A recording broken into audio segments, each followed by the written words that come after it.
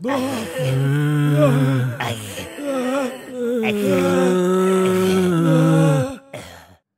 my office! Blue Castle Games senior producer Josh Bridge trekked down from the wilds of Vancouver to Zadzooks headquarters and spilled his innards about Capcom's third-person action game, Dead Rising 2. So, Mr. Bridge, what's with those lumbering zombies? I think for us in Dead Rising, what we really like is that feeling of dread. Not necessarily like shock and horror with like, you know, like you said, that fast-running zombie. We really like that feeling of like you can't believe the amount that is on screen.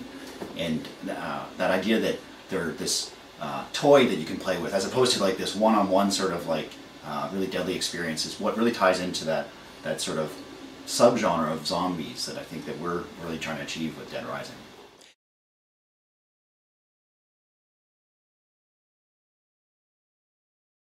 I would say with the zombies in particular, we have crossed many lines, and we go quite far with that. And I think it's because, I mean, that's the attraction for me. It's just like you can live out your wildest killing fantasies on a zombie, because I mean they're already dead, right? It's like you're just attacking a tree. But we draw the line with you know, violence against humans. Like it's pretty violent, but we don't go into like ultra gore with the humans. We definitely, it's violent, but it's not in the same level, I would say.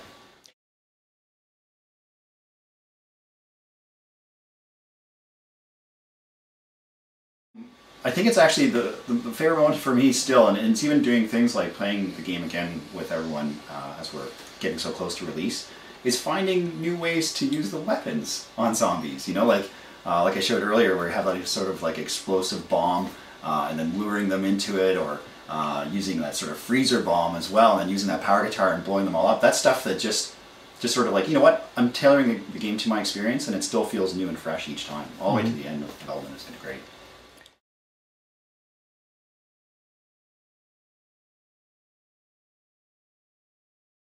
You can see how the world starts, you know, showing you all these options. And there's even a push broom. What does that do? And what's really cool about this is like you start forgetting about actually the rest of the game. Right? You just actually start playing this little game of like, what else can I make? Because they're actually quite fun to use. Like here, like a power drill. I'm gonna put that on the bench, and I'm gonna go over to the bucket and put those together. Because of course, why wouldn't a power drill and bucket go together? And lo and behold, we have a drill bucket. So it creates sort of like a Moulinex, sort of like a little blender that you can put on top of the zombies' heads, which is actually quite satisfying. So you really try to push the envelope on how many zombies we can get on screen. Actually, quite a few this time. It's nighttime right now in Fortune City, so they're a lot more aggressive, and they're going to chase me around. So what I'm going to do, if you want, I'm going to try making some more combo weapons. So I'm just going to go around this area here.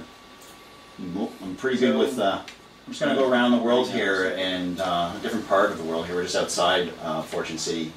We're just going to be going over and looking for more combo weapons to make. I'm just going to try avoiding some of these zombies here. They're quite deadly.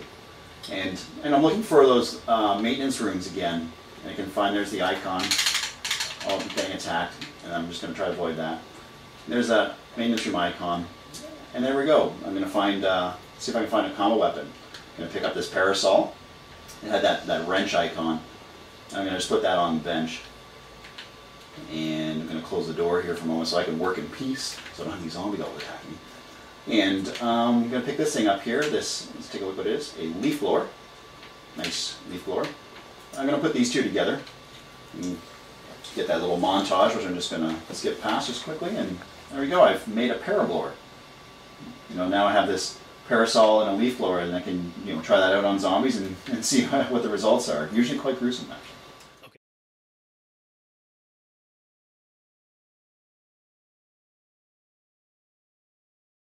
So I'm going to head over to this movie theater, this cinema.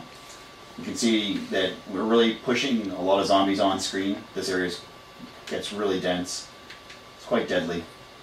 We're going to head over to this theater, and I'm going to look for a different way of sort of finding out a recipe for a new combo weapon. And one of the ways you can do that is actually just sort of looking for, you know, particular movie posters that inspire Chuck Green to sort of like create something. So you can see there's that examine. I'm going to press that, and he's like, you know what? Yeah, I got an idea. And then boom, you get that combo card. Like, that's it. If I find some gems and a flashlight, I can make that weapon. So yeah, that's sort of another way to get those hints and clues to make these awesome combo weapons. Rated M for a mature massacre, Dead Rising 2 is available September 28th for the Xbox 360, PlayStation 3, and the PC. That's it for this week's episode of Zadzooks Video Game Minute. Thanks for watching and playing. I'm Joseph Zadkowski.